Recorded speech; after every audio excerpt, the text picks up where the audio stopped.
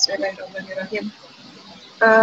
Assalamualaikum warahmatullahi wabarakatuh, Bapak Ibu sekalian, para partisipan di acara Icon Talks, ya, ICEP Conference Talks, yang setiap Senin dan Rabu kita selalu ketemu.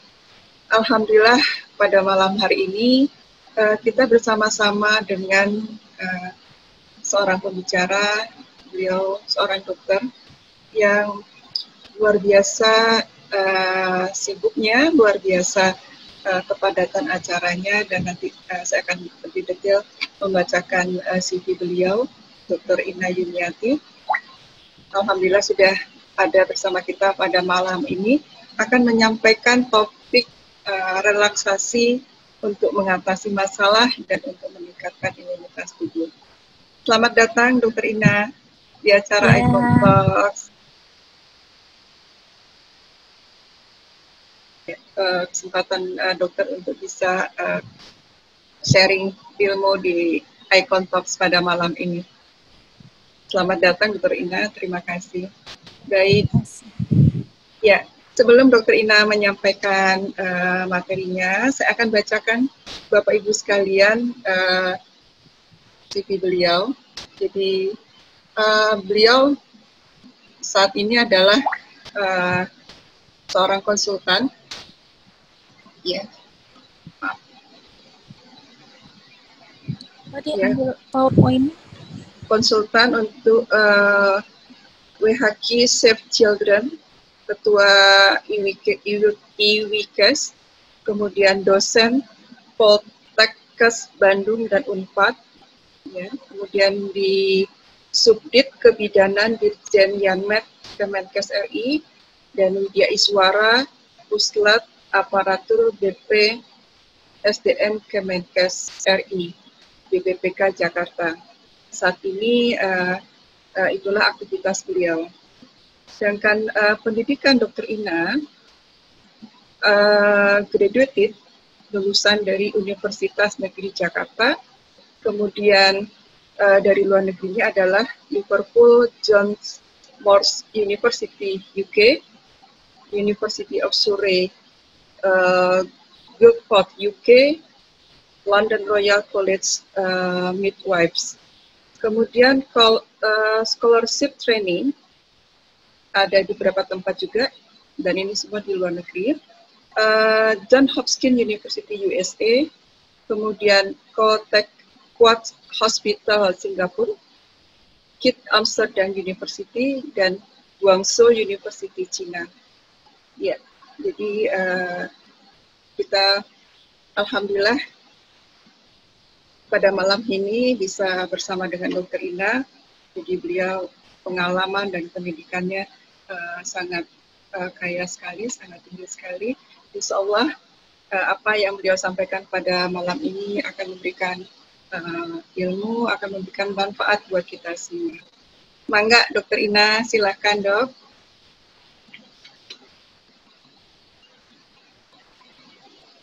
Suaranya nggak kedengaran Dok.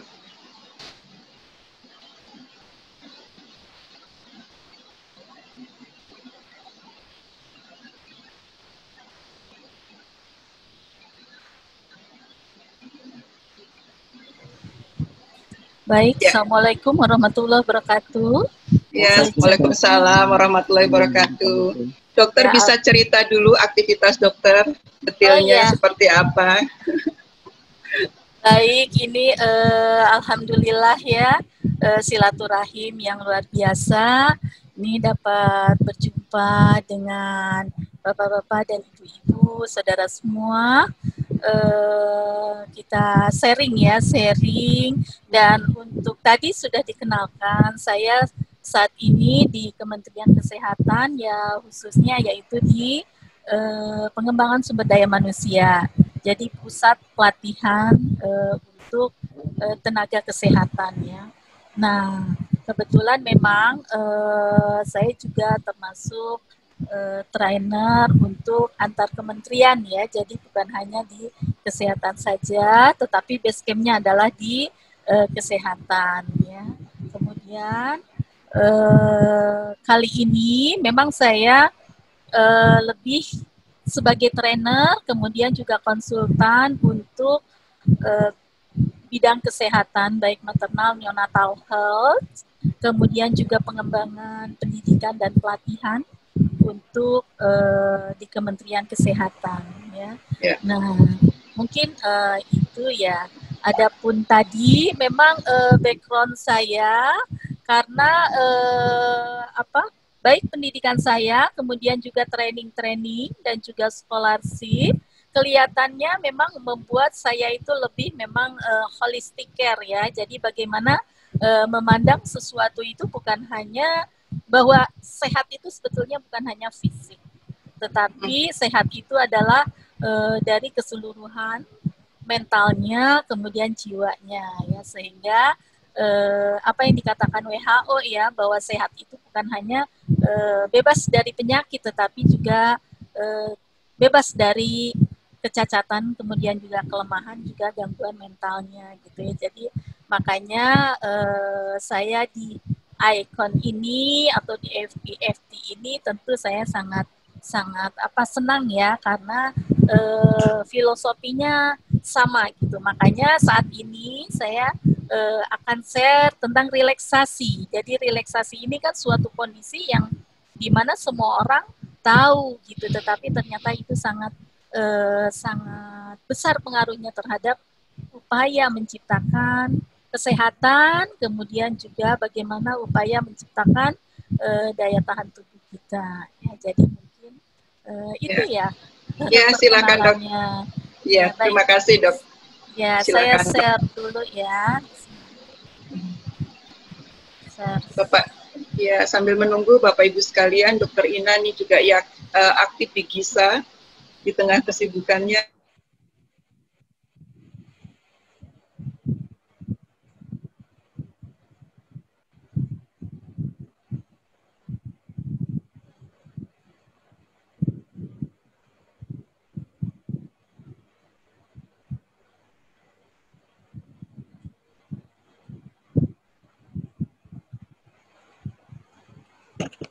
Ya, baik. Suaranya terdengar ya? Suaranya terdengar? Ini di sini hujan besar sekali. Terdengar. Oh, terdengar, alhamdulillah ya, karena ini suaranya ini sekali hujan sangat deras. Baik, kita sesuai dengan yang kita alami saat ini, di mana kondisi COVID kayaknya sepertinya kita tidak bisa menghindari ya, karena kita sudah alami, bahkan kita sudah mulai dengan era new normal, tetapi kenyataan justru angka infeksi itu semakin tinggi gitu. Nah, ini berbagai upaya telah kita lakukan, tetapi nyatanya kejadian yang terinfeksi itu semakin tinggi saja. Nah, ini mungkin menyadarkan kita bahwa memang era COVID ini adalah merupakan, tidak bisa kita pungkiri, ini adalah merupakan ekosistem baru yang memang ini adalah lingkungan yang harus tercipta di saat masa sekarang, karena ini pasti merupakan dampak dan sekaligus merupakan upaya keseimbangan daripada ekosistem kita. Nah, oleh karena itu kita sampai saat ini kita tahu bahwa penyebarannya itu kan melalui droplet ya, sehingga droplet itu berarti sangat sekali mudah karena melalui pernapasan, kemudian melalui mulut, melalui percikan, melalui bicara, kemudian saat batuk, kemudian juga bersin. Nah, berarti beredar di udara gitu ya. Tentu ini sangat riskan ya. Oleh karena itu, seperti kita lakukan semua, sebetulnya sekarang dengan masker, kemudian distancing atau menjaga jarak, kemudian kita cuci tangan, itu adalah merupakan upaya proteksi diri gitu. Tapi ternyata sampai sekarang juga kita juga belum mendapatkan vaksin yang efektif gitu. Bahkan WHO juga belum bisa menegaskan bahwa sebetulnya adakah vaksin untuk corona itu yang efektif gitu. Maka mau nggak mau, karena satu-satunya untuk melawan corona ini adalah meningkatkan daya tahan tubuh kita, karena tidak ada obat apapun kecuali daya tahan tubuh kita, sehingga virus itu tidak bisa menginfeksi, sehingga tubuh kita yang melawan virus tersebut. Oleh karena itu, mau nggak mau, kita harus meningkatkan daya tahan tubuh. Sehingga vaksinasi itu adalah dari body mechanism yang kita miliki, yang memang itu diciptakan sebetulnya di tubuh kita. Karena betapa banyaknya sel-sel di tubuh kita, sel imunitas, yang memang bertugas untuk mengcounter ya, atau berespon terhadap kondisi apapun dari lingkungan kita. Jadi pengaruh itu atau ancaman itu bisa bentuknya penyakit, virus, kuman, atau juga lingkungan, misalkan polusi, juga tekanan mental ataupun emosi ataupun stres. Nah, itu adalah merupakan semua adalah ancaman yang mau nggak mau tubuh itu akan berespon dengan stres, kemudian juga imunitas juga akan berespon. Oleh karena itu, maka saya menganggap bahwa oh iya, berarti sekarang penting bahwa kita tuh bagaimana mampu memanage diri kita sehingga imunitas tubuh kita itu tetap ada di dalam tingkat yang optimal gitu. Sehingga coronavirus masih ada berkeliaran di lingkungan kita, tetapi tubuh kita juga punya proteksi diri gitu, sehingga punya defense mekanisme yang akhirnya mengalahkan gitu, sehingga tubuh kita sehat ya. Makanya mungkin itu yang melatar belakangi kenapa saya memilih relaksasi, karena ternyata bahwa imunitas itu bisa bekerja jika kondisi tubuh kita adalah dalam keadaan rileks. Kemudian juga bahwa stres juga ternyata bagaimana cara mengcounternya, yaitu harus dengan kondisi rileks. Maka kenapa malam ini lebih memilih relaksasi mengatasi masalah dan meningkatkan imunitasnya. Nah, kita mungkin ini beberapa sudah melihat ya, pengaruh stres ini adalah merupakan respon tubuh. Stres ini adalah merupakan kondisi yang akan terus terjadi di dalam kehidupan ini. Karena setiap individu, setiap manusia tidak bisa menghindari stres. Tapi yang ada adalah bagaimana memanage. Karena stres adalah merupakan suatu reaksi tubuh terhadap pengaruh lingkungan yang datang tadi. Apakah lingkungan cuaca, ataukah kuman penyakit, ataukah lingkungan mental, stres mental, itu semua akan menimbulkan stres karena tubuh akan mereaksi untuk melindungi dirinya sehingga bisa survive. Nah, maka oleh karena itu, upaya proteksi stres ini sebetulnya memang dibutuhkan gitu, karena dengan stres ini kita akan berpikir, kemudian kita akan berusaha mencoba memanagenya atau mengatasinya dan meningkatkan motivasi juga, motivasi untuk melakukan sesuatu sehingga bisa mengatasi permasalahan kehidupan ini, permasalahan. Kemudian juga meningkatkan awareness kita tentang apa yang harus kita lakukan dalam menghadapi kehidupan ini, atau bagaimana kita bisa lebih sehat atau lebih survive. Oleh karena itu, sebetulnya dengan stres ini kita tinggal ada dua pilihan, bagaimana apakah kita bisa memanage stres itu sehingga stres ini tidak menjadi distress, tetapi hanya stres saja, stres yang stres yang bisa bermanfaat, membuat kita lebih survive dan bisa memanage diri, bahkan kita lebih tangguh gitu. Tetapi kalau kita tidak mampu memanage, maka kita yang lumpuh, jadi kita yang distress sehingga berbagai keluhan muncul, bahkan kecemasan, ketegangan, bahkan sampai depresi. Nah, kalau kita lihat ini menggambarkan bahwa dengan adanya stres, otomatis reaksi tubuh itu akan berespon secara spontan gitu ya, tanpa dikendalikan oleh pikiran sadar kita. Ini adalah pikiran bawah sadar, sehingga otomatis memerintahkan otak untuk susunan saraf pusat ini mengaktifkan seluruh sistem tubuh sehingga siap untuk menghadapi apa yang ada atau yang terjadi pada tubuh kita, ya. Nah,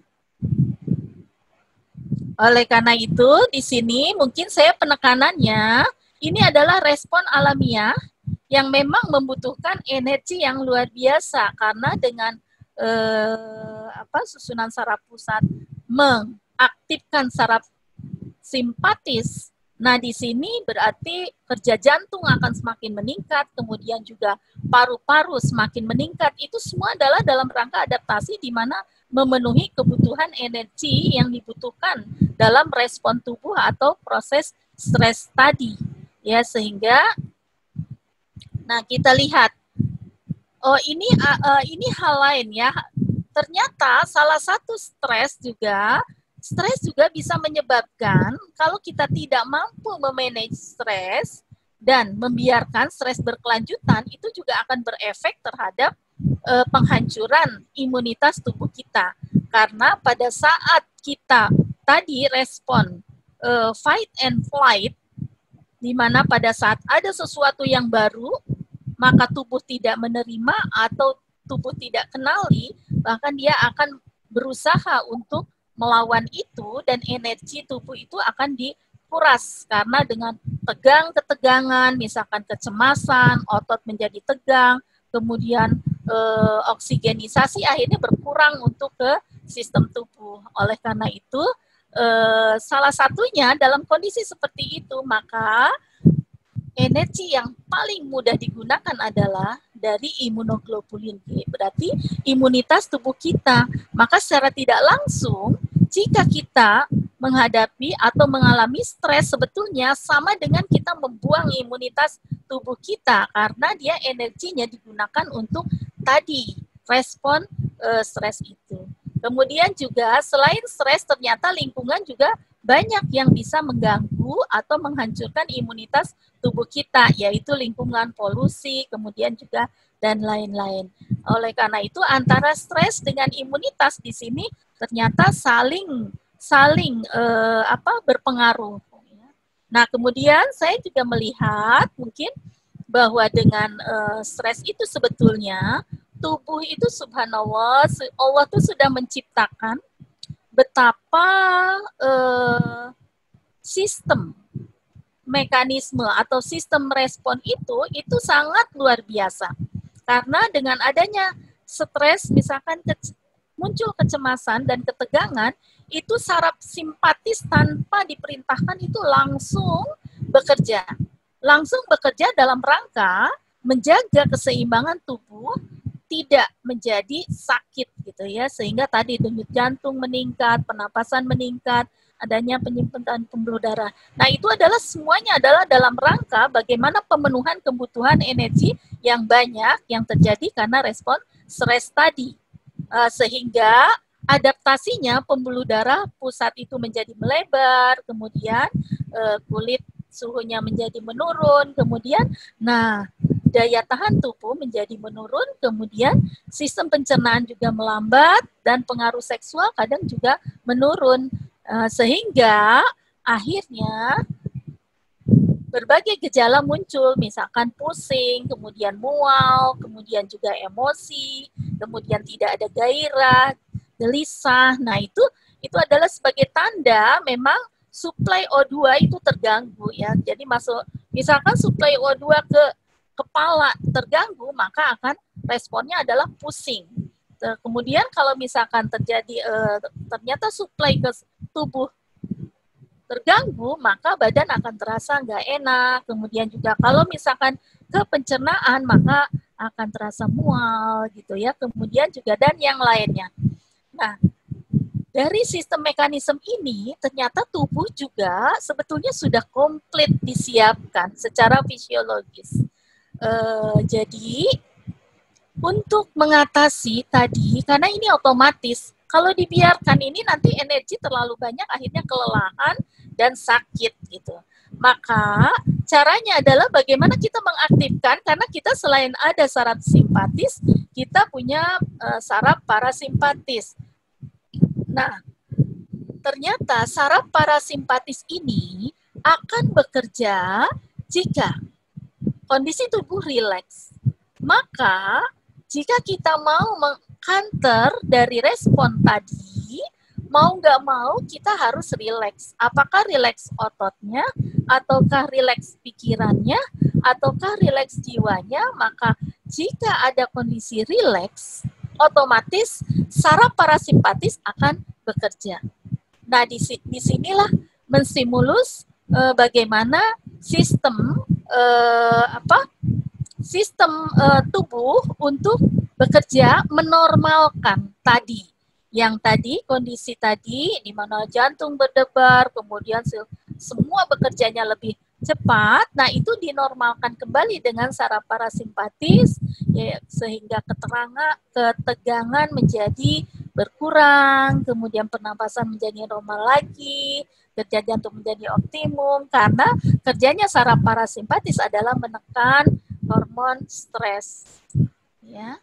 Kemudian, sehingga suplai O2 menjadi lancar dan akhirnya kebutuhan sel-sel tubuh kita menjadi terpenuhi. Nah, oleh karena itu mau nggak mau akan terjadi di mana badan terasa enak, kemudian sakit mungkin berkurang, dan pikiran menjadi tenang, kemudian juga masalah juga menjadi teratasi gitu ya. Nah, di sini saya melihat berarti betapa relaksasi itu efeknya luar biasa terhadap body mechanism.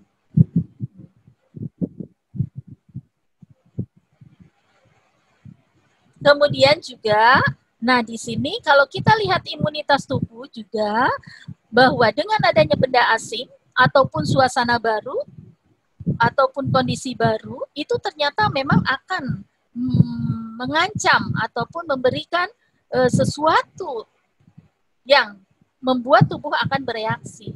Jadi tubuh akan berespon, salah satunya tadi dengan stres ataupun dengan fight and flight respon. Tetapi jika itu kita tidak bisa mengatasinya, maka akan menjadi distress yang berkepanjangan secara mental ataupun secara fisik. Secara fisik berarti sakit. Nah, jika adanya relaksasi, maka respon imunitas pun ternyata akan bangkit, di mana produksi leukosit itu akan diproduksi oleh tubuh ya, sehingga mampu menghasilkan antibodi. Oleh karena itu, misalkan seperti COVID, kalau misalkan datang, maka sebetulnya kita secara tidak sadari tubuh itu akan membentuk limfosit B itu untuk membuat antibodi. Dia akan berusaha mengenali apa ini sebetulnya, benda apa, barang apa. Nah, setelah itu dia akan mulai mengenali dengan menempel, dan dengan otomatis, dengan sinkronisasi, akhirnya limfosit T akan berusaha menghancurkan benda asing tadi, atau virus tadi, atau kuman tadi. Dengan demikian, maka akhirnya kan walaupun ada, tetapi dia terkalahkan, dan tubuh kita yang menang, sehingga kita memiliki kekebalan tersendiri gitu ya. Nah, jadi kalau kita lihat betapa kaitannya antara imunitas tubuh dengan stres itu sangat saling mempengaruhi. Nah, oleh karena itu dalam kondisi stres sebetulnya kita mutlak berarti harus mampu bagaimana melakukan relaksasi. Dan relaksasi itu bisa fisik, kemudian akan lebih optimal relaksasinya jika kita melibatkan relaksasi pikiran. Kemudian akan sangat totalitas jika kita mampu melibatkan relaksasi jiwa kita. Nah, sehingga mind, body, and soul itu akan terjadi gitu ya. Jadi relaksasi itu bukan hanya tubuh, karena kalau hanya tubuh, ya betul dia tidur atau dia misalkan istirahat, tetapi karena pikirannya tidak rileks akan tetap itu menjadi stres tersendiri. Tetapi kalau mampu relaksasi pikirannya, kemudian juga relaksasi jiwanya, maka insya Allah ini satu dengan yang lain ini saling keterkaitan. Karena dengan pikiran yang stres ini akan mempengaruhi hormonal, kemudian juga enzim-enzim tubuh, sehingga akhirnya tubuh juga menjadi sakit. Begitupun kalau misalkan tubuhnya sakit atau yang stres atau yang kaku atau yang terlalu capek ataupun misalkan yang terlalu penat, itu juga akan mengganggu pikirannya. Karena ini satu dengan yang lain saling keterkaitan. Begitupun jiwanya, karena jiwa ini adalah merupakan filosofi ya, atau mindset atau segala sesuatu. Jika kita memandang sesuatu itu adalah sebagai hal yang positif, kemudian kita menerimanya dan kita menganggap itu adalah suatu kekuatan, maka itu merupakan potensi buat diri kita, maka akan bisa merelaksasikan tubuh dan pikirannya juga. Nah, oleh karena itu, karena kita dalam arti relaksasi itu bukan hanya tubuh, tetapi juga bagaimana kita merelaksasikan pikiran menjadi penting, maka dalam proses relaksasi, kita juga perlu memperhatikan modalitas yang kita miliki, di mana kita ternyata punya kekuatan juga indera kita.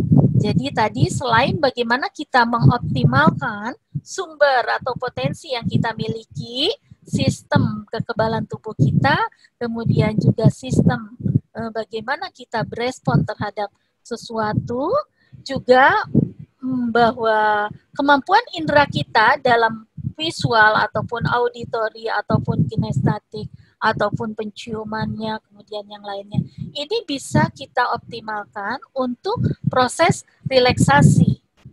Jadi misalnya kalau misalkan kita sedang relaksasi tubuh dengan pernapasan dalam, dengan pernapasan misalkan tarik napas, kemudian dengan tarik napas, maka oksigenisasi akan masuk, maka akan mempengaruhi dan otomatis di mana otot bahu juga akan turun pada saat melepaskan pernapasannya. Kemudian rileks itu akan merupakan menstimulus susunan saraf pusat untuk memproduksi hormon relaksan, kemudian juga tenang, kemudian menekan distres. Nah, ini akan sangat efektif jika ditambah pada saat kita bernapas panjang, kemudian juga mengeluarkannya, ditambah dengan proses visualisasi kita, sehingga kita membayangkan sesuatu yang indah, sesuatu yang menyenangkan. Nah, relaksasi itu akan membuat relaksasi pikiran. Akhirnya, proses relaksasi itu akan menjadi cepat jika kita antara fisik dan psikologis ataupun pikirannya itu dipadukan, yaitu dengan mengaktifkan indera kita yang kuat dengan penglihatannya, berarti kita membayangkan sesuatu, tetapi yang kuat dengan pendengarannya berarti bagaimana mendengarkan musik atau misalkan mendengarkan kicau burung ataupun alam, suara alam, itu akan sangat mudah melegakan stres, kemudian juga membuat rileks. Dan ini dalam kondisi ini berarti kita membiarkan, karena apa? Dalam kondisi yang rileks, otot tubuh menjadi kendor, maksudnya tidak tegang, kemudian juga hormon pertumbuhan pun akan meningkat, dan ini akan membangkitkan hormon untuk imunoglobulin juga akan bekerja gitu ya. Jadi satu dengan yang lain ini sangat terkait. Begitupun misalkan, nah ini kita tinggal menyesuaikan apakah tubuh kita itu indera kita yang paling kuat, yang dominan sebetulnya dengan pandangan kita visualisasi, ataukah dengan auditori, ataukah kita dengan misalkan gerak olahraga, kemudian juga merasakan, ya itu sangat membantu bagaimana membuat relaksasi terhadap tubuh, otot-otot, kemudian juga terhadap pikiran dan jiwa kita. Oleh karena itu, intinya bahwa sebetulnya bagaimana kita mendapatkan kondisi sehat, bagaimana kita bisa mengatasi seluruh pengaruh dari lingkungan, baik lingkungan itu eksternal ataupun internal, bagaimana kita menciptakan sehingga tubuh ini tetap stabil, intinya adalah tidak terlepas dari bagaimana tubuh kita, bagaimana kita menjaga spirit kita dan mind kita. Jadi mind, body, and soul atau tubuh, pikiran, dan jiwa ini ternyata satu dengan yang lain sangat berpengaruh. Ya, sehingga terlihat dari proses relaksasi pun, ternyata kalau kita hanya relaksasi fisiknya saja, pikirannya tidak, itu akan sangat sulit karena apa? Dia masih tetap tegang gitu ya. Tetapi kalau misalkan kita mengkombinasikan, maka itu menjadi saling mendukung dan saling mempercepat prosesnya. Ya, sehingga bagaimana proses relaksasi fisik, kemudian mental dan emosi itu memang satu dengan yang lain tidak dipisahkan, justru kita gunakan sebagai kekuatan yang saling menopang. Nah, mungkin itu proses yang bisa mempengaruhi bagaimana tubuh kita sehingga tetap terjaga, kemudian juga sehat dalam arti kata tadi secara fisik, kemudian kita juga tetap semangat, tetap bergairah, dan tetap optimis, itu akan tercipta. Apalagi dengan hati yang tadi selalu positif, berarti akan terjaga, sehingga hormon kita bisa mempertahankan dan menekan stres, kemudian juga otomatis kekebalan tubuh kita akan selalu dipertahankan seoptimal mungkin. Nah, oleh karena itu, teknik relaksasi itu bervariasi. Ini setiap individu, setiap orang akan memiliki kenyamanan ataupun memiliki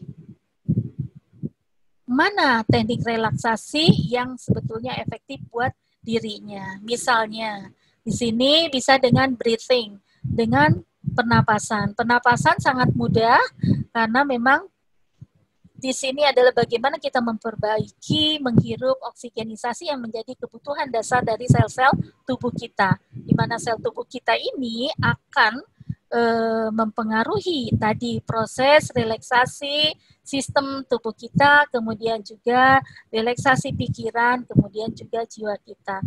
Jadi bisa dengan nafas panjang dan dalam, mungkin kita sudah lakukan secara tidak langsung ini bagaimana otot-otot tubuh itu akan terpenuhi oksigenisasinya, kemudian juga akan relaksasi dari ketegangan, kemudian juga bisa napas perut, kemudian juga napas dada, bisa juga dengan gerak. Karena dengan gerak juga ini merubah posisi, itu membuat relaksasi tersendiri. Bisa pergangan, yaitu menjauhkan sesuatu, misalkan yang berlipat diluruskan, kemudian dengan pergangan ini maka dia akan menstimulus proses relaksasi. Kemudian bisa ganti posisi atau misalkan tidur ya, jadi relaksasi yang total. Karena dalam relaksasi yang total pada saat tidur itu ternyata sel-sel tubuh saat itulah yang rusak ataupun yang tidak baik itu direulang ya, diperbaiki.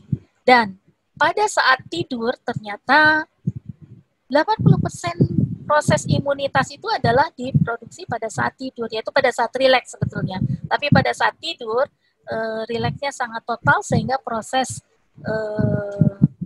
pembentukan daya tahan tubuh juga di situ sangat tinggi. Kemudian, nah bisa juga dengan musik ya, karena musik juga merupakan suatu kondisi yang bisa membuat otot-otot menjadi rileks, bahkan pikiran juga menjadi rileks. Bahkan musik yang sangat luar biasa adalah alunan Al-Quran. Karena alunan Al-Quran ini telah kita evidence sudah menunjukkan bukan hanya alunannya memang lembut dan ritmik, tetapi juga mempunyai vibrasi tersendiri sehingga membuat seluruh sel tubuh kita dan cairan pun menjadi tadi ya memberikan vibrasi yang positif sehingga membuat ketenangan tersendiri. Kemudian juga suara alam atau misalkan irama jantung itu adalah suara-suara yang bisa merelaksasikan tubuh kita. Kemudian ya tadi dengan visualisasi langsung yaitu dari indera kita, apakah melalui audio, kinestetik ataupun penciuman. Dan untuk relaksasi jiwa yaitu dengan doa, kemudian meditasi. Ya. Nah mungkin itu teknik-teknik yang bisa kita gunakan bagaimana mengatasi permasalahan yang terjadi pada diri kita, karena pada intinya permasalahan muncul itu adalah karena adanya ketidakseimbangan antara sel tubuh atau kemampuan tubuh kita melakukan sesuatu dengan trauma ataupun gangguan yang masuk, akhirnya fungsinya tidak bisa dilakukan, ya. Atau juga energinya menjadi tidak seimbang karena energi negatif mendominasi dengan energi yang positif, sehingga ketidakseimbangan terjadi dan muncullah permasalahan sampai yang terberatnya adalah terjadi sakit, apakah fisik ataupun mental. Nah, ini saya kira sebagai gambaran saja, di mana relaksasi ini bisa kita lakukan dimanapun, baik di rumah, di tempat kerja, kemudian juga di alam terbuka, karena alam terbuka tentu situasi alam, kemudian juga udara yang segar, itu akan mempermudah kita relaksasi, karena kesegaran lingkungan mempercepat tubuh kita mengalami proses relaksasi. Ya. Kemudian juga bisa dengan sentuhan atau misalkan message, ya, dengan pijatan ini, karena dengan pijatan juga ternyata sentuhan, kemudian kehangatan ataupun tekanan itu juga bisa memberikan stimulus sehingga hormon oksitosin juga jadi diproduksi. Nah, dengan diproduksinya hormon oksitosin, maka hormon stres juga tertekan, akhirnya terjadilah di situ proses keseimbangan, akhirnya stresnya semakin berkurang, dan tentu kekakuan itu juga makin menjadi terpecahkan, akhirnya terjadilah proses tadi relaksasi otot, kemudian juga relaksasi pikiran. Jadi bisa dengan tadi fisiknya dijauhkan ataupun dipijat atau disentuh, kemudian ini pernapasan, kemudian juga dengan gerakan-gerakannya, banyak gerakan-gerakan yang menimbulkan relaksasi. Dan itu luar biasa, karena relaksasi ini bisa dilakukan oleh diri kita sendiri dan juga bisa bantuan. Dan kita juga bisa menggunakan kekuatan dari alam, lingkungan, misalkan taman rumah kita, kemudian juga taman di kantor, kemudian juga alam, karena kita memiliki alam yang luar biasa. Dan itu adalah merupakan kekuatan yang bisa kita gunakan untuk relaksasi. Dan insya Allah akan meningkatkan daya tahan tubuh kita. Nah, mungkin itu yang bisa saya sharekan untuk proses relaksasi ini. Semoga nanti kita bisa sharing ya dalam tanya jawab bagaimana mengimplementasikan proses relaksasi ini dan bisa mengatasi masalah kita, kemudian juga berdampak meningkatkan imunitas kita. Salah satu relaksasi juga bisa menekan titik-titik ya, titik-titik akupunktur atau akupressure ya, ataupun titik-titik tapping ya dari EFT. Itu dan banyak lagi seperti berendam di air hangat, itu juga merupakan bentuk relaksasi. Dan mungkin banyak aktivitas-aktivitas yang bisa menyebabkan relaksasi tubuh. Ya, mungkin itu. Ya, baik. Terima kasih Dr. Ina. Ya, Bapak Ibu sekalian, tadi sudah disampaikan ya oleh Dr. Ina bagaimana relaksasi ini berpengaruh kepada kesehatan kita, meningkatkan imunitas dan menyelesaikan masalah-masalah kita. Monggo Bapak Ibu sekalian, kita buka diskusi. Siapa yang ingin bertanya kepada Dr. Ina, saya buka forum untuk tanya jawab. Ya, silakan. Siapa yang ingin bertanya?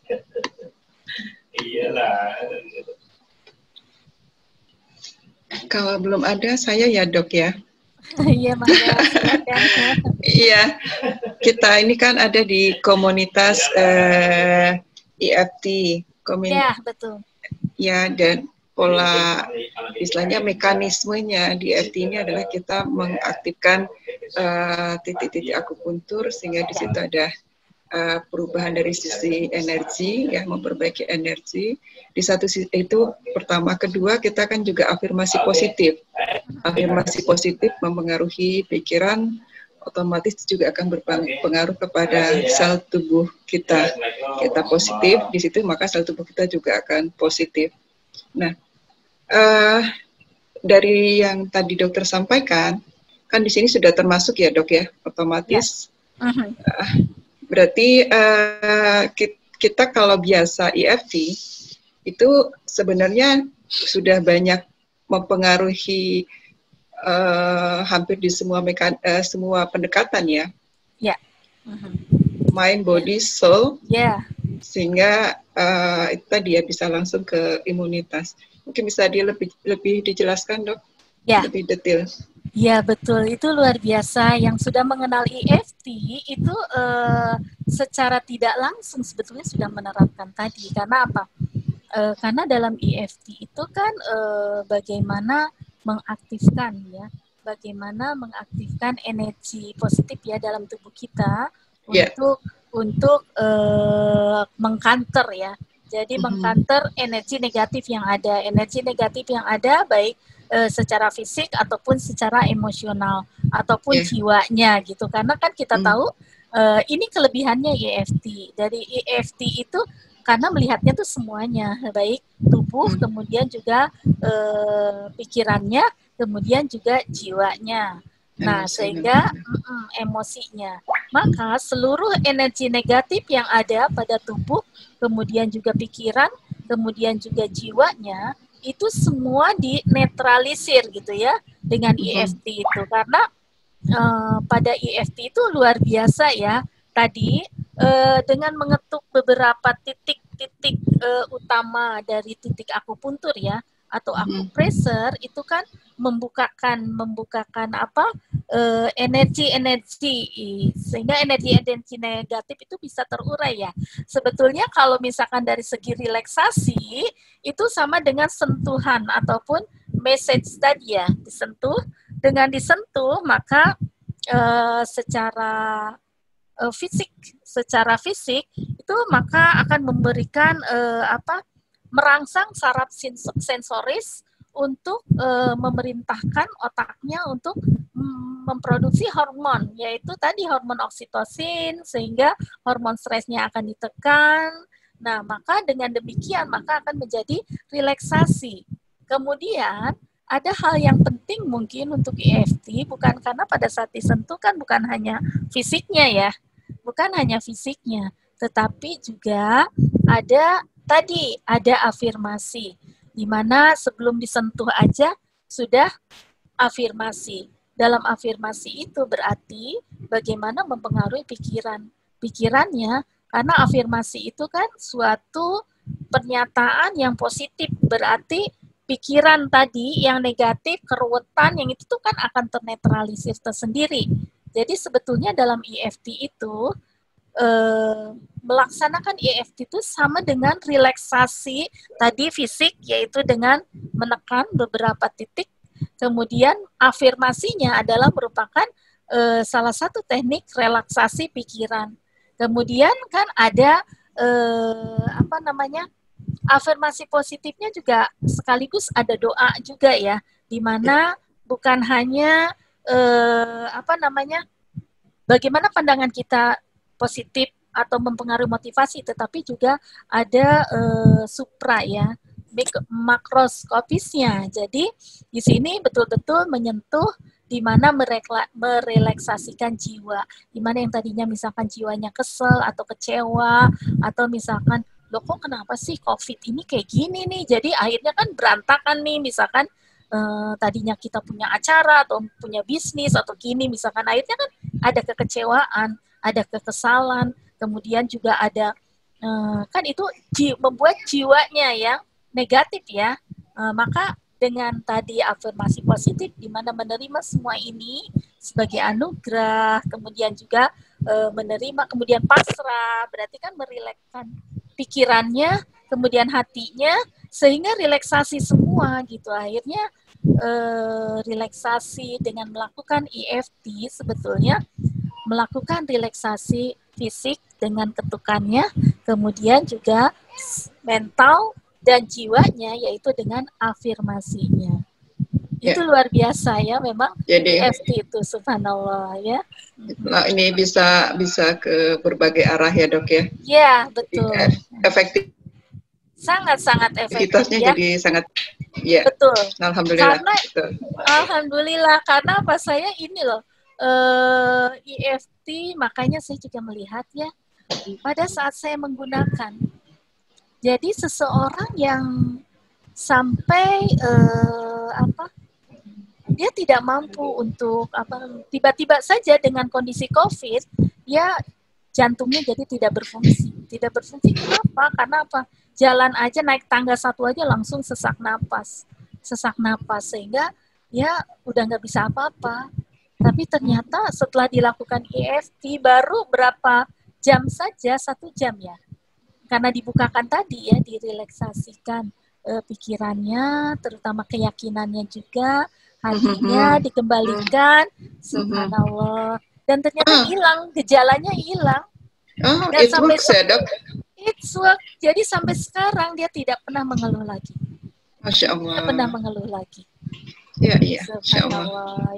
Iya. Luar biasa. Dan seperti anak muda nih, anak muda kalau itu orang tua ya, anak muda yang lucunya. Anak muda itu asma ya. Asma yang memang dari kecil sampai besar sekarang memang sudah bekerja sekarang di KMQ.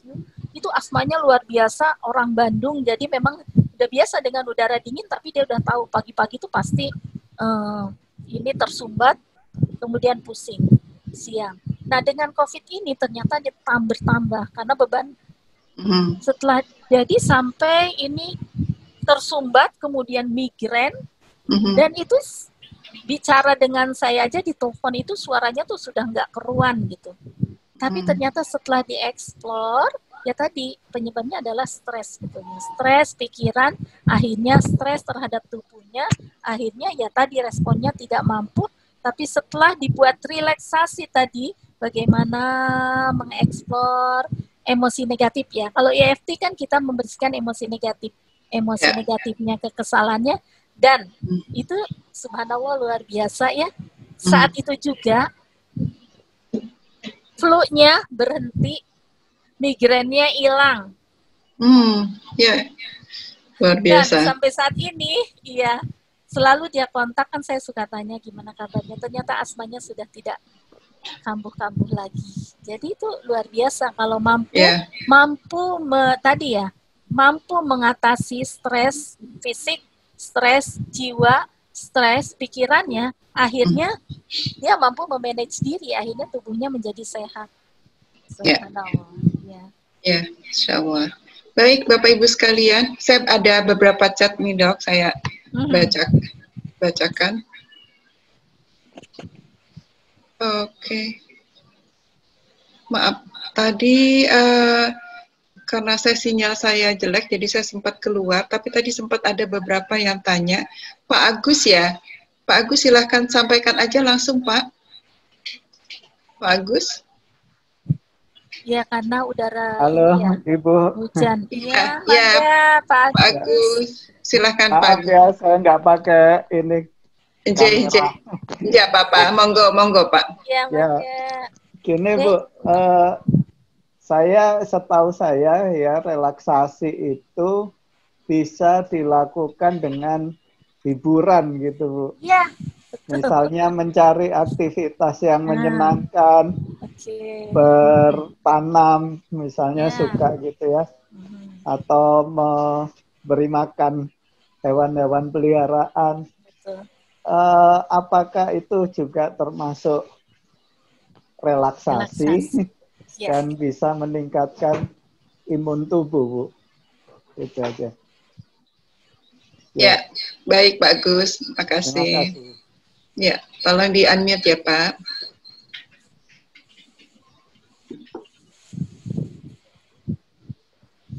Ya, baik. Dijawab aja langsung ini, Bu Endah. Ya, baik. Kelihatannya Bu Endah mungkin ini ya, jaringannya nih. Terganggu. Ya, baik. langsung aja Dok, monggo. Langsung ya. Jadi betul Pak Agus, itu adalah salah satu aktivitas relaksasi tadi, bagaimana memanfaatkan lingkungan ya, suasana. Jadi misalkan dan mengganti itu sebetulnya gerak juga. Nah itu aktivitas karena tadi relaksasi itu bisa pernapasan, kemudian juga bisa gerak, kemudian juga aktivitas, kemudian juga tadi memanfaatkan ataupun alam ya. Nah untuk tadi itu beberapa macam itu dilakukan karena dengan berkebun atau misalkan ya bertanam, dia melakukan gerak berarti aktivitas yang berbeda dari biasanya. Itu adalah suatu proses relaksasi tubuh, kemudian juga relaksasi pikiran karena enjoy, ya, hilang dari, maksudnya berubah dari kepenatan atau kebiasaan sehari-hari. Kemudian apalagi pada saat berkebun itu kan misalkan memetik apa hasilnya gitu ya, mensyukuri gitu, mensyukuri hasilnya, kemudian juga mensyukuri kehangatan dari sinar mataharinya, berarti kan merupakan relaksasi tubuh, kemudian juga relaksasi pikiran, dan sekaligus relaksasi jiwanya. Akhirnya kekesalannya hilang. Karena apa? Kalaupun ada kekesalan juga itu semua diinikan dengan cangkulnya, misalkan ya, dengan kemudian juga bagaimana menikmati keindahan alamnya, kemudian juga bagaimana menikmati hijaunya daun, itu adalah merupakan upaya relaksasi yang luar biasa. Oleh karena itu sekarang kan udah mulai tuh di halaman rumahnya ditanami kebun-kebun, misalkan kebun yang apa, yang hidroponik atau kebun yang tanah gitu, itu sebetulnya adalah dalam rangka supaya kita proses relaksasi itu tidak jauh-jauh, tidak harus rekreasi, tidak harus keluar rumah, tetapi di sekeliling kita juga kita bisa. Makanya kita dengan menanam misalkan bunga, karena pada saat kita keluar tentu kita misalkan melakukan gerak, kemudian kita juga melakukan pernapasan, relaksasi, dan suasana alam atau suasana lingkungan rumah itu menjadi fasilitas untuk kita melakukan relaksasi tubuh, pikiran, dan jiwa kita. Ya. Terima kasih, Bu. Luar biasa itu Pak Agus, ya, subhanallah. Ya. Ya, makasih Pak Agus. Baik, tadi sebelum saya ke Bu Hapsia, tadi kalau nggak salah Bu Nurita ya, Bu Nurita.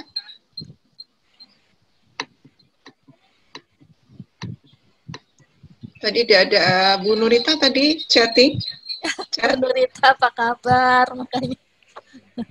Assalamualaikum warahmatullahi wabarakatuh. Waalaikumsalam warahmatullahi wabarakatuh. Terima kasih, materinya luar biasa.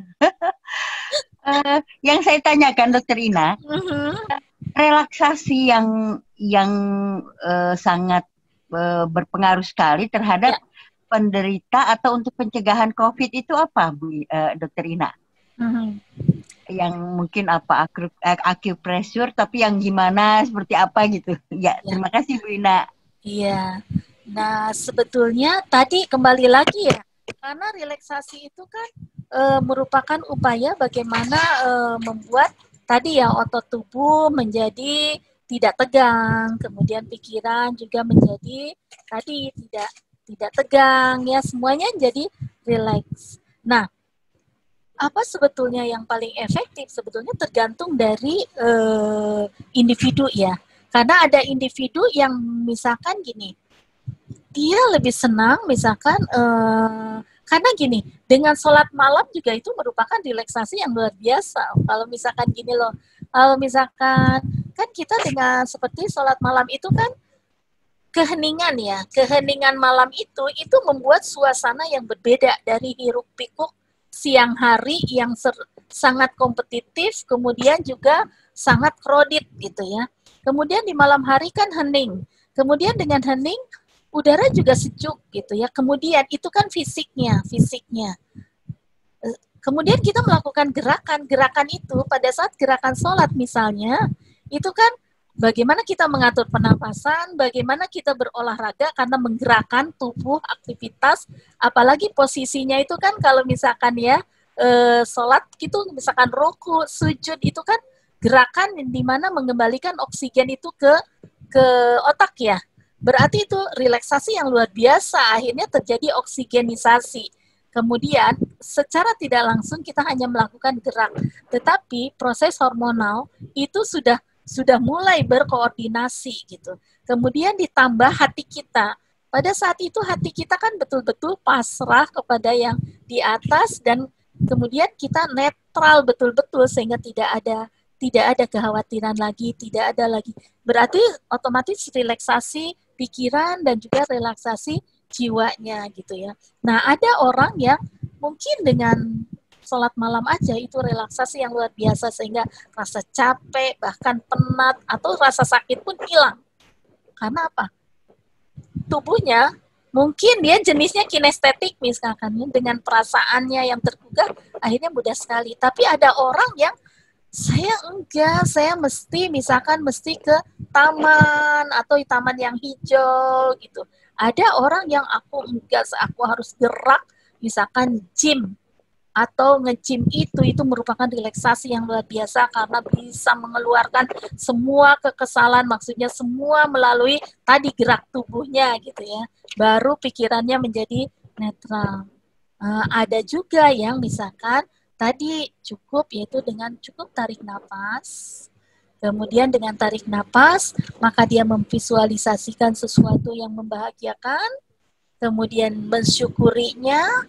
Subhanallah, akhirnya yang bersangkutan tubuhnya itu otomatis kan udah rileks dengan pernapasan aja itu udah rileks, oksigenisasi bagus. Kemudian pikirannya tadi membayangkan sesuatu yang sangat membuat bahagia, ataukah apakah kesuksesan anaknya, ataukah misalkan kondisi alam, atau bahkan yang banyak itu membayangkan kondisi di Masjidil Haram, biasanya di depan Ka'bah. Itu banyak sekali orang yang akhirnya betul-betul relaksasi pikiran dan jiwanya gitu.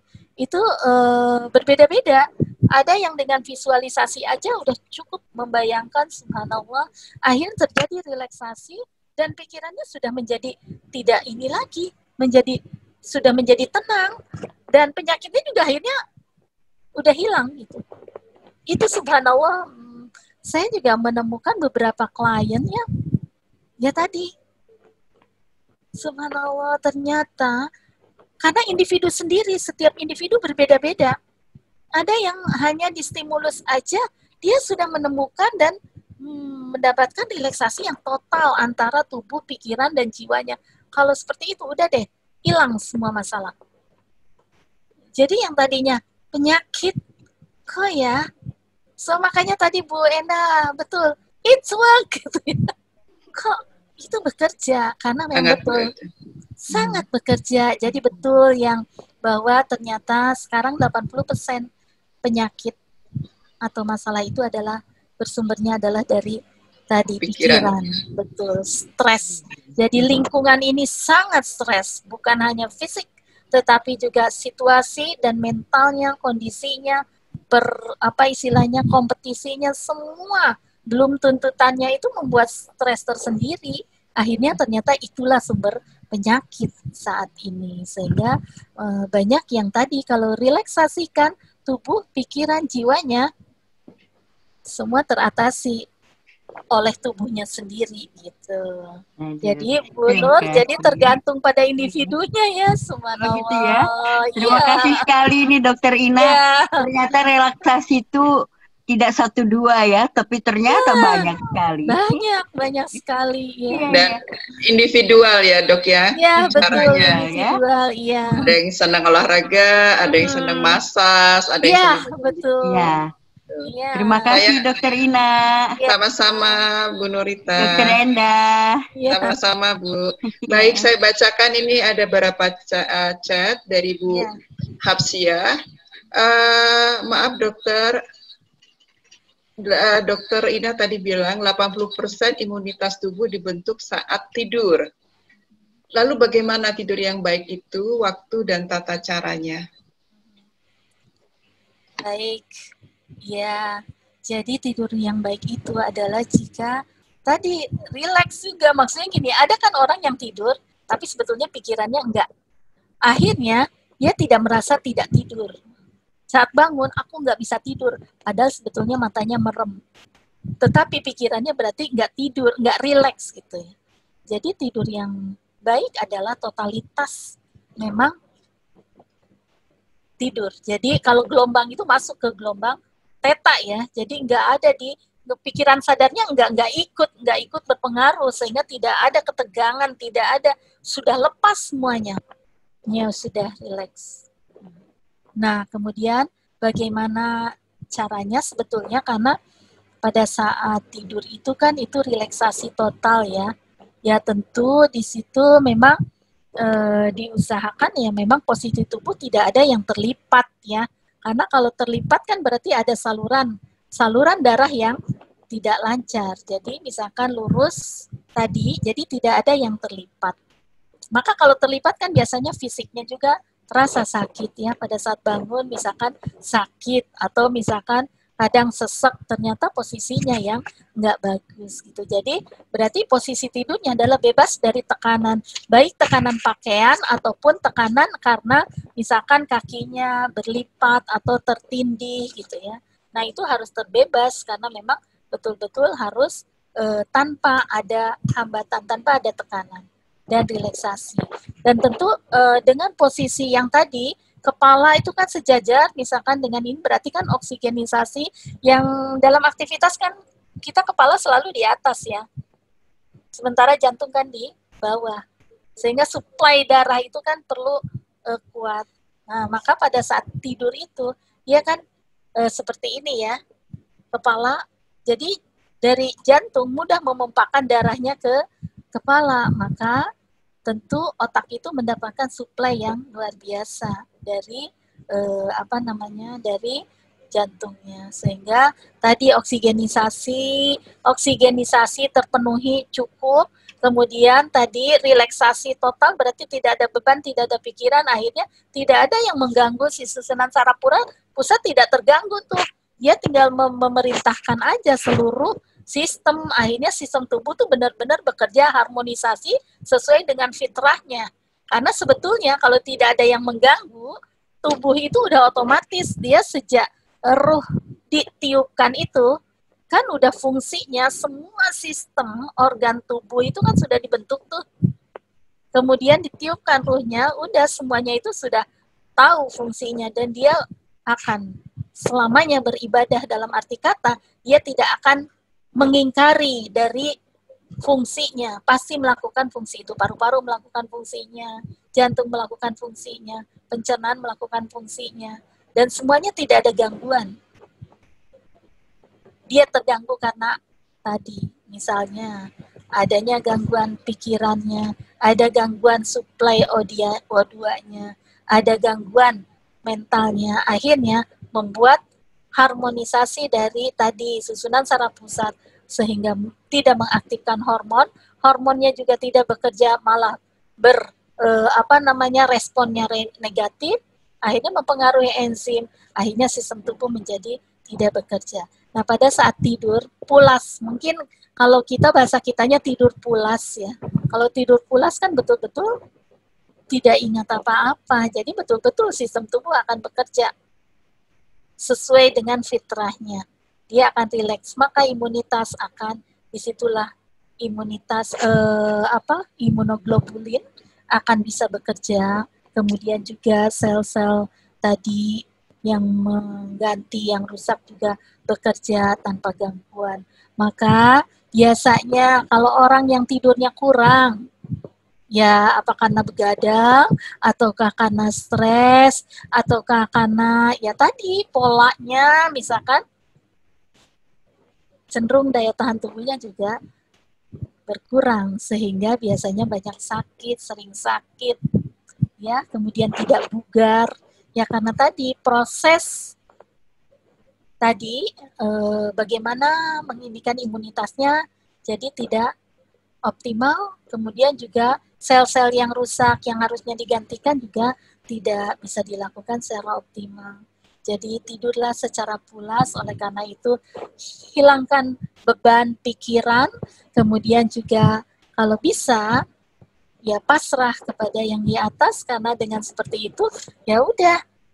Kalau udah kita berserah diri kepada yang di atas, itu udah kepasrahan yang luar biasa. Kita masuk ke titik netral, maka tidurnya udah pulas. Makanya ya alhamdulillah secapek apapun, seruwet apapun, kalau kita bisa lepas dari semua itu ya udah enak aja tidur. Itu suatu anugerah yang luar biasa. Ya, subhanallah. Ya, Jadi, makasih Dok. gitu. Ada ini Dok, untuk waktu tidurnya yang dari Bu Hapsia itu selain caranya waktu tidurnya mungkin bisa ada. Waktunya kalau dari ini kesehatan kan sekitar 7 jam ya. Nah, 7 jam. 7 jam itu sebetulnya gini, karena kadang kan semakin usianya semakin meningkat usianya, maka kebutuhannya semakin berkurang gitu ya. Jadi sebetulnya 7 jam ini adalah relaksasi total. Jadi kalau misalkan 5 jam, nanti 2 jamnya tuh dipenuhi dengan istirahat juga di tengah-tengah gitu ya, misalkan. Jadi tadi relaksasi total adalah waktu tidur, tetapi relaksasi itu kalau kita tahu sekarang kan kita bisa ciptakan. Maksudnya di jam-jam tengah atau misalkan jam istirahat pun kita bisa relaksasi. Kita bisa, apalagi kita bisa menggunakan tadi modalitas kita ya, indera kita. Sering kita misalkan dalam kepenatan yang luar biasa, kita kalau misalkan mampu memanagenya, kita subhanallah tinggal memvisualisakan sesuatu, kemudian udah rileks, jadi seperti bangun dari tidur. Itu luar biasa, berarti kita bisa memanfaatkan waktu di siang hari pun untuk tadi relaksasi. Ya, jadi ya sehingga 7 jam itu bisa terpenuhi. Ya. Baik. Terima kasih Dok. Saya bacakan pertanyaan yang lain tadi. Ya. Dari Bu Titi Khotimah, kata-kata yang harus diucapkan untuk mengeksplor yang negatif sebelum kita relaksasi. Kata-kata ya. Oke. Sebetulnya kalau kan kita gini, kita ada masalahnya apa sih sebetulnya? Apa yang membuat stresnya apa? Yang membuat kepenatannya apa? Kalau memang tidak ada, berarti ya kita tinggal bagaimana berniat untuk merelaksasikan. Tetapi kalau ada masalahnya berarti, nah kita mulai dari sana. Misalkan gini, contohnya ya, apa ya? Misalnya kita yang membuat pusing, yang membuat masalah itu adalah karena apa? Kita kesel karena pekerjaan kita, misalnya pekerjaan kita tuh bertumpuk banget gitu ya. Kemudian kita juga kesel, misalkan kita kesel sama rekan kerja kita gitu, karena kok dia nggak ngerti gitu, masa memberikan pekerjaan yang numpuk overwork gitu. Kalau kayak gitu kan kita jelas. Maka bagaimana kita relaksasi? Berarti kita harus afirmasi positif tadi. Jadi kita harus mensyukuri bahwa masih bisa mendapatkan pekerjaan dan masih bisa melakukan pekerjaan ini. Dan pekerjaan ini adalah merupakan anugerah buat dia dan pasti ini akan memberikan manfaat. Atau misalnya, itu tergantung keyakinan juga ya. Kalau misalkan ada kita filosofi, ada keyakinan bahwa sebetulnya segala sesuatu itu, bahwa Allah tuh sudah mengatur sangat sempurna, perfectly.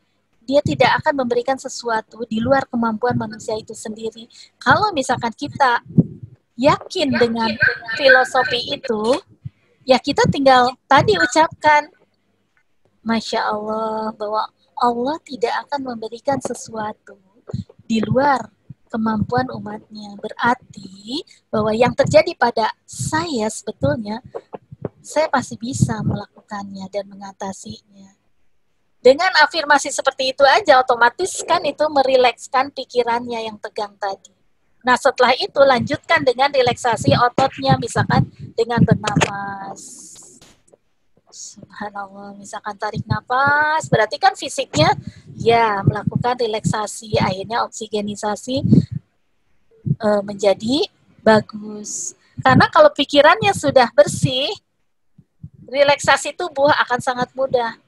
Sebaliknya, relaksasi tubuh tidak akan berhasil optimal kalau pikirannya masih negatif gitu. Jadi kalau misalkan kita memulai tadi menetralkan pikiran, menguatkan hati kita, maka tubuh akan sangat mudah. Ya. Ya. Baik, Dok.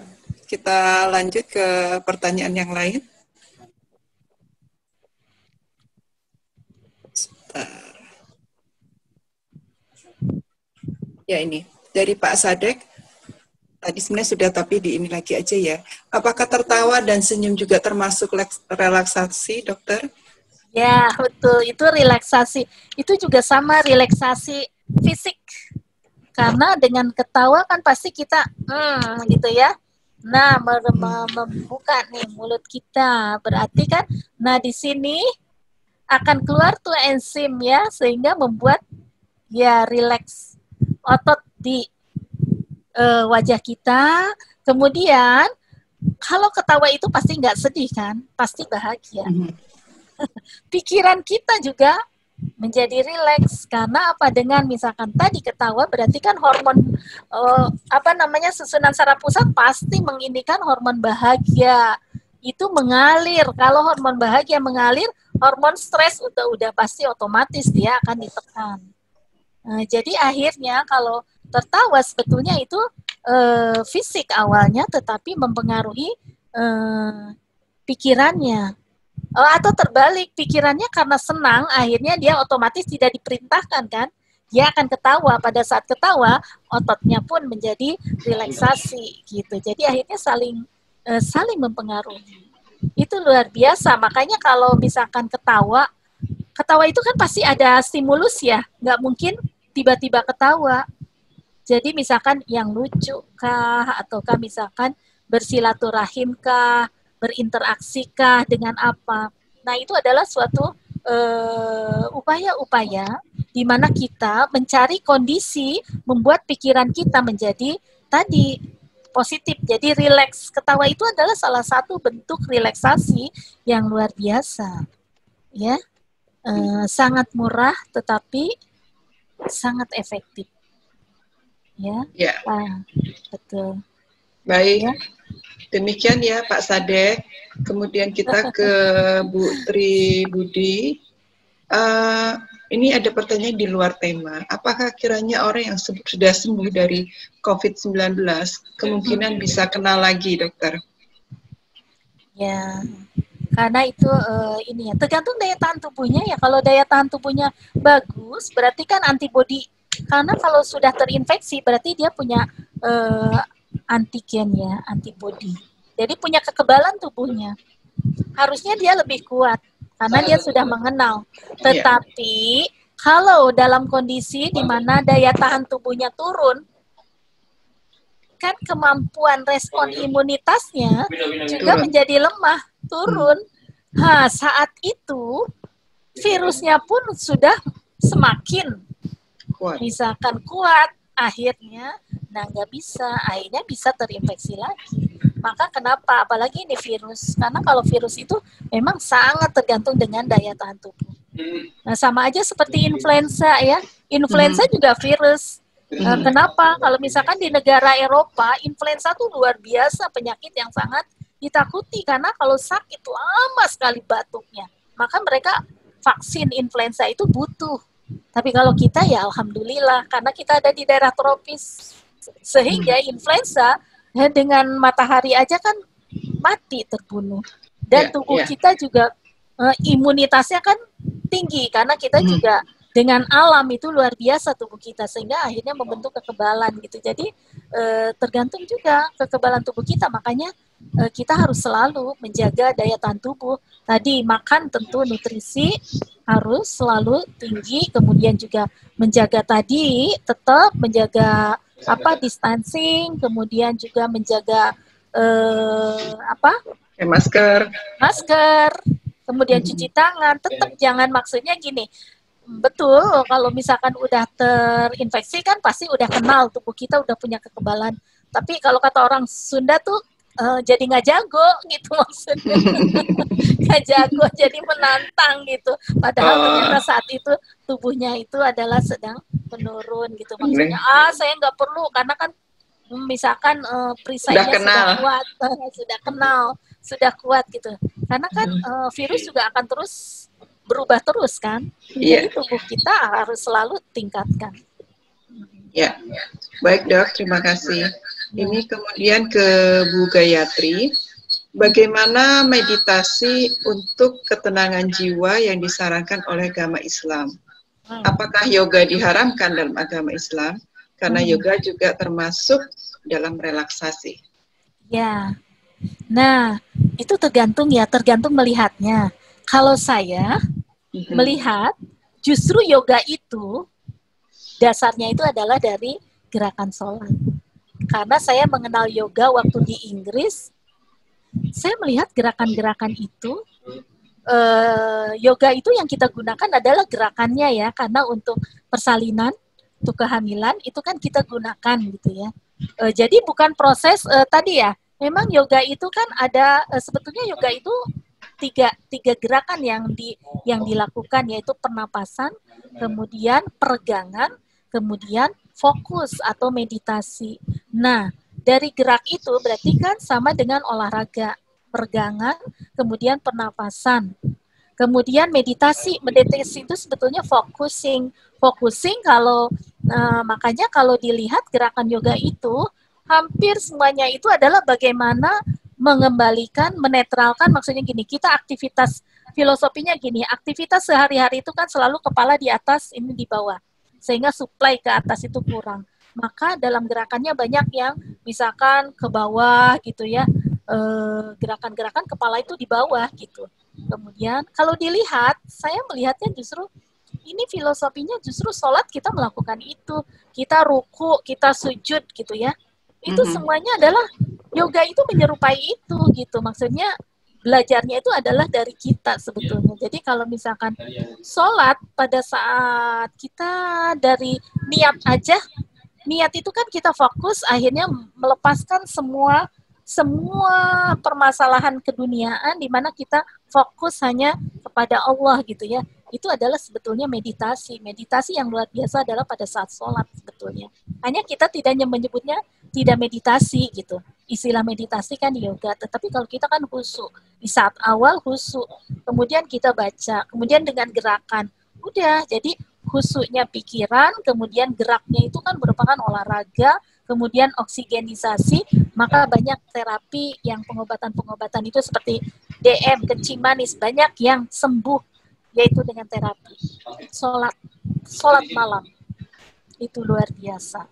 Kemudian banyak penyakit yang sembuh dengan gerakan sholat. Jadi tergantung ya, kalau saya melihatnya, saya tidak mengatakan tadi haram tidak, karena saya memaknainya dengan filosofi saya sebagai muslim. Lain mungkin kalau meditasinya itu tadi ya, meditasi itu apa ya, maksudnya menginikan pada yang widi gitu, maksudnya apa, kalau kayak gitu kan baru. Kalau kita enggak, jadi meditasi itu sebetulnya bagaimana kita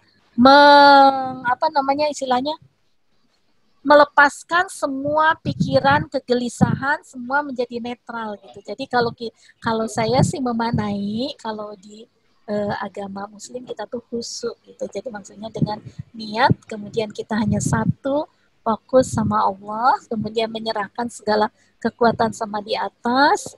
Makanya kenapa seperti misalkan yoga ataupun hipnotis, kalau orang yang biasa zikir, biasa tadi sholatnya khusyuk, dia akan mudah mendapatkan tadi meditasinya, kemudian hipnotisnya akan sangat cepat, bahkan memiliki potensi yang luar biasa gitu. Karena sebetulnya sholat, di dalam sholat itu ilmunya segala ilmu gitu. Jadi yang sekarang berkembang itu sebetulnya mengambilnya dari situ. Akhirnya kan menamai dengan sesuai dengan penemuannya gitu ya. Ya. Jadi, Baik dok, terima kasih Bu Gayatri sudah ya terjawab. Kemudian tadi ini untuk Pak Tribudi, posisi tidur yang baik tadi saya rasa sudah dijawab ya dok ya. Iya, betul. Kemudian jangan ada tekanan. Iya, ini untuk Pak Eli Risman terkait dengan relaksasi. Saya sangat sepakat dengan materi yang Ibu Ina sampaikan. Tetapi kalau boleh saran dan menambah kiranya, materi ini lebih menitik beratkan kepada masyarakat ekonomi menengah ke atas. Pertanyaan saya belum menyentuh pada masyarakat ekonomi menengah ke bawah, karena masyarakat ekonomi menengah dan bawah masih fokus terhadap kebutuhan dasar mereka. Mohon pencerahannya, dok. Nah, sebetulnya tidak demikian. Kalau menurut saya justru gini, karena relaksasi itu tidak mesti yang mahal, tetapi yang membuat kita enjoy ya, kita senang. Kemudian malah kalau misalkan relaksasi fisik, mungkin sangat mudah dilakukan oleh menengah ke bawah misalkan. Karena apa? Bergerak. Bergerak itu sebetulnya salah satu upaya untuk relaksasi juga. Karena dengan bergerak itu meningkatkan daya tahan tubuh. Imunitas tubuh juga muncul tuh pada saat bergerak aktif. Maka kalau tidak bergerak kita juga nggak bagus gitu. Jadi sebetulnya relaksasi itu seperti gini, menengah dalam arti kata misalkan di pedesaan, di perkampungan, fasilitas atau alam untuk relaksasi ada di sekitarnya. Kemudian juga kebisingan, polusi atau kredit itu berkurang. Berarti kan ya lebih banyak menemukan relaksasi ya. Seperti saya aja contohnya nih, saya misalkan kan saya dari Bandung gitu ya. Di Bandung itu kan suasananya lain gitu ya. Saya merasakan rileks. Pada saat saya mau ditarik ke Kementerian Kesehatan, saya sangat tidak setuju. Maksudnya gini, apa dibayangkan Jakarta itu sangat kredit, semuanya sibuk, semuanya kayaknya capek gitu. Tapi kalau misalkan di Bandung kan enak, kita nggak terlalu tergesa-gesa, alamnya juga gimana. Berarti kan saya lebih mudah relaksasi, maksudnya tidak berniat relaksasi pun udah relaksasi sendiri gitu. Tapi kalau misalkan di sini nih, misalkan di Jakarta, saya relaksasi itu memang harus ya mencari. Misalkan di kantor saya relaksasinya berarti harus keluar ke taman, cari taman. Atau saya, sekarang sih enggak. Karena saya menggunakan tadi modalitas, sehingga relaksasinya saya nggak mau mahal-mahal maksudnya, atau capek harus keluar. Saya cukup berapa menit saya berniat ya, bismillah, kemudian saya relaksasi, membayangkan sesuatu yang luar biasa. Jadi apalagi setelah sholat udah relaksasi. Berapa menit sangat efektif. Luar biasa. Relaksasi. Ya. Sholat juga kan tadi dokter sampaikan sholat sendiri bisa itu secara yang paling efektif ya. Jadi kalau sholat wudu. Kan iya wudu. Ya, wudu. Artinya betul. Ekonomi bawah juga selama mereka melakukan sholat itu sudah bisa relaksasi ya. Tarik nafas. Exercise yang peregangan tidak. Banyak hal relaksasi yang bisa kita lakukan dengan jalan tanpa biaya. Betul, jalan kaki. Ya. Cukup ya Pak Eli, jawabannya ya Pak Eli. Baik. Oke, makasih Mbak Indah. Sama-sama. Ya. Oke, ini sudah tidak ada chat lagi. Mungkin ada Bapak Ibu yang ingin bertanya langsung. Silahkan. Kita masih ada waktu sekitar 3 menit lagi. Iya Bu, saya Bu. Oh, silakan Pak Marianto, silakan Pak. Iya, ini sangat menarik sekali nih bahan materi dari Bu Ina ini. Cuman saya ingin menanyakan sedikit, kira-kira untuk mempertahankan rasa rileks itu gimana Bu Ina? Contohnya kan kita umpamanya dari kesibukan kerja sehari-hari umpamanya kan.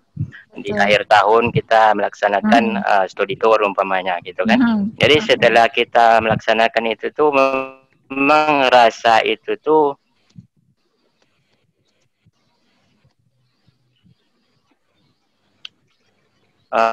hilang gitu. Tapi setelah itu kadang-kadang rasa itu macam mana itu, Bu? Terima kasih, Bu.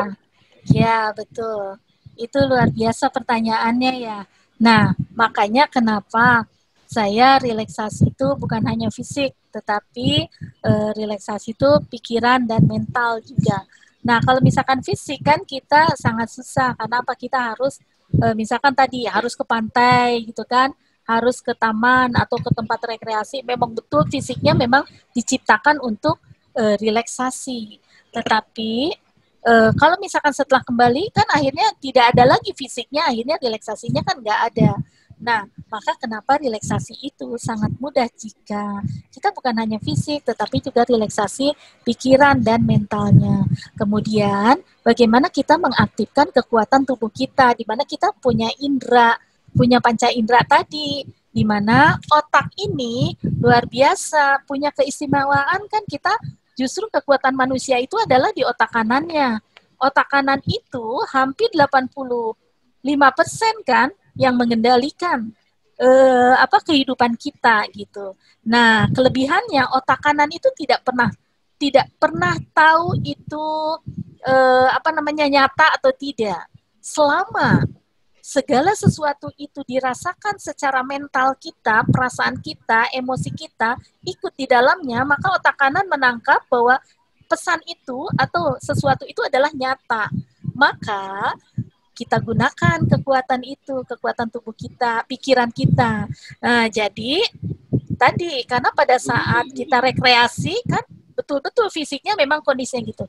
Nah, pada saat di tempat kerja sebetulnya kita bisa ciptakan. Misalnya kita tadi, misalkan istirahat sejenak, kemudian kita hanya bayangkan merem aja sedikit, misalkan tarik napas, kemudian kita pejamkan mata. Kalau yang visual ya, kalau yang nggak visual nggak pejam mata juga bisa. Kalau saya kebetulan visual kayaknya. Jadi saya pejamkan mata, saya langsung bayangkan misalkan apa yang menyenangkan tadi, misalkan ke pantai. Ya udah saya bayangkan ke pantai, subhanallah, saya merasakan deburan ombaknya, terasa dan kayaknya lega melihat laut yang luas gitu. Kemudian juga saya merasakan percikan deburan ombaknya dan betul-betul saya merasakan. Akhirnya apa? Padahal hanya 5 menit, tapi nanti pada saat saya udah gini lagi, udah segar seolah-olah kita sudah pergi ke pantai atau ke tempat bermain atau kemanapun, ke pegunungan. Nah itu luar biasa, jadi akhirnya kita nggak mahal. Karena apa? Dengan menggunakan indera kita, visualisasi kita, auditori kita.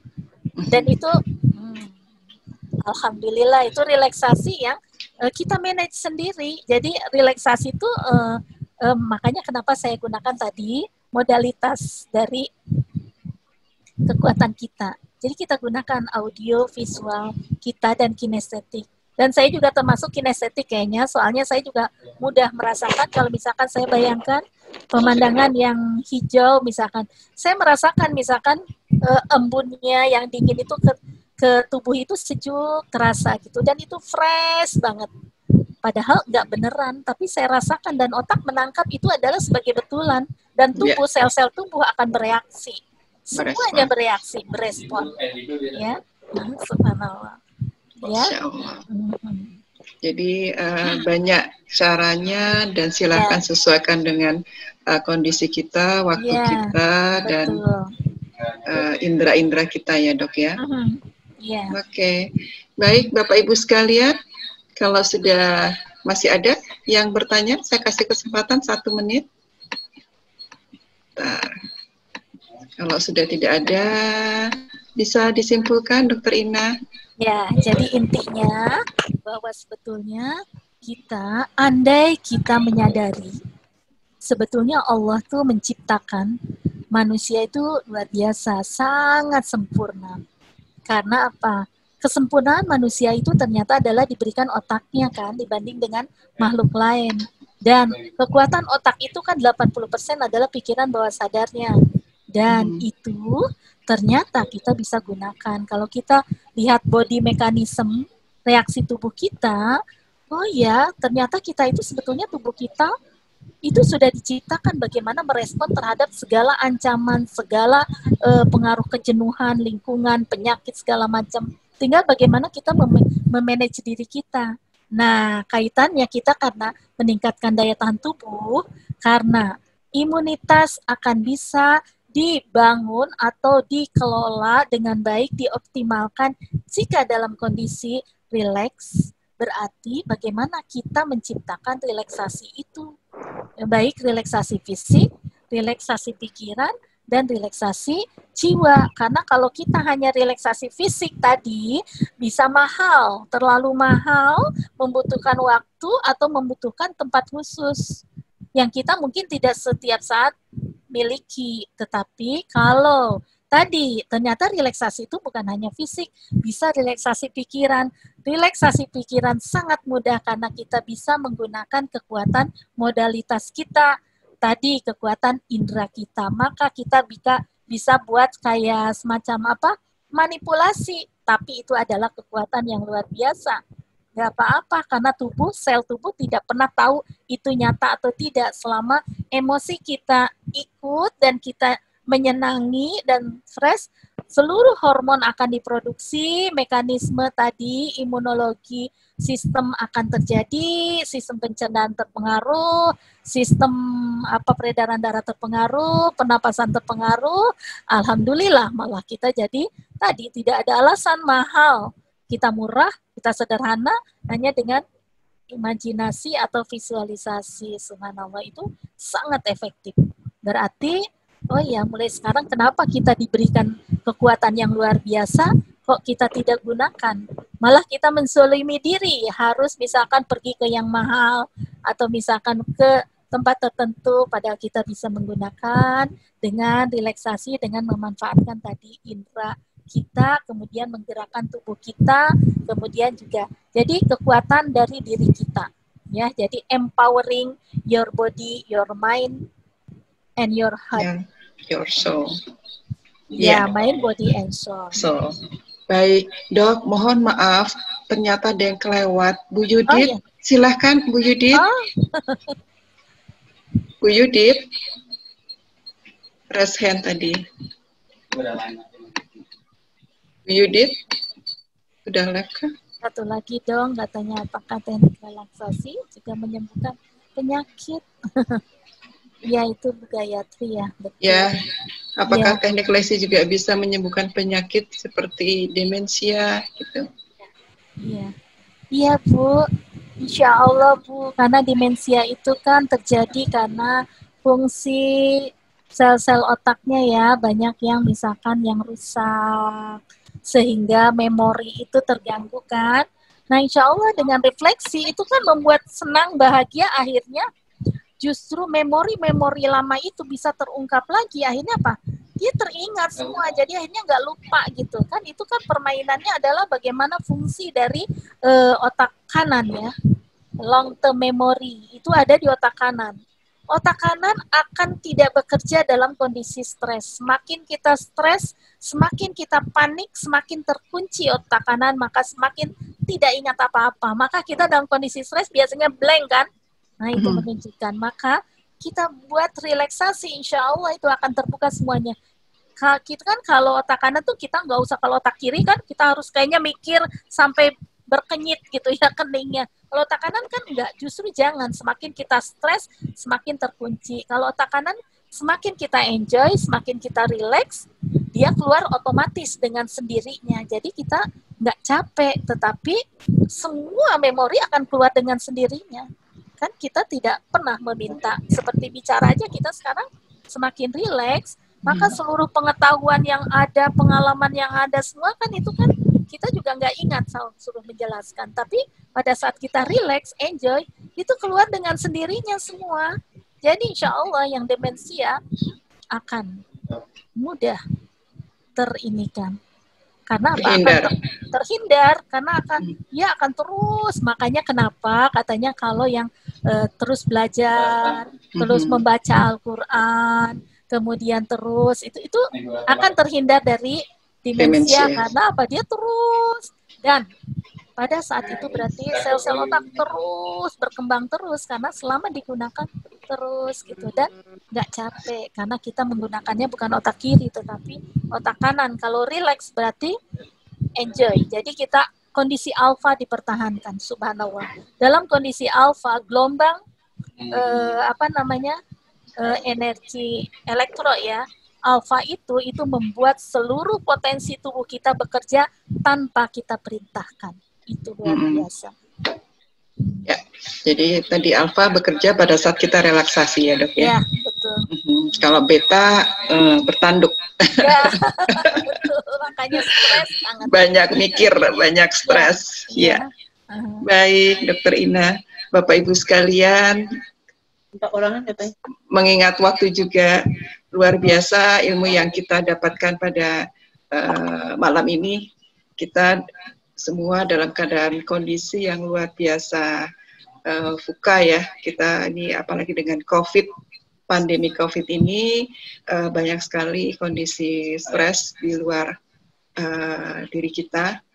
Ya, dari sisi ekonomi, kesehatan, dan semuanya kita juga jadi banyak di rumah, tidak bisa pergi kemana-mana, tidak bisa berkunjung, silaturahmi dan sebagainya.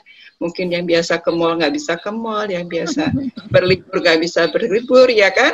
Semuanya rata-rata kita akan banyak mengeluh, aduh bete nih kapan ini pandemi selesai, malah kita tambah stres. Tapi dengan ilmu ini ternyata ya dengan pandemi ini kita ini juga kita tetap sabar, ikhlas ya. Cari berkah. Ya, insya Allah ada berkah. Di satu sisi kita mendapat ilmu lagi bagaimana kita bisa melakukan relaksasi dengan cara yang sangat murah, yang sangat sederhana sampai sesuai dengan kemampuan dan lingkungan kita. Ilmu yang luar biasa, Dokter Ina. Barakallah. Semoga ilmu yang dokter sharing pada ini membawa keberkahan kepada dokter dan buat kita semua. Terima kasih, Dokter Ina. Ya, sebelum saya tutup, kita foto dulu ya, Dok ya. Ya, Bapak Ibu sekalian, monggo dibuka videonya. Saya ambil. Ya, tolong dibuka semua videonya. Ya. Oke. Ya. Sebentar ya. Oke. Ya. Satu lagi. Ya.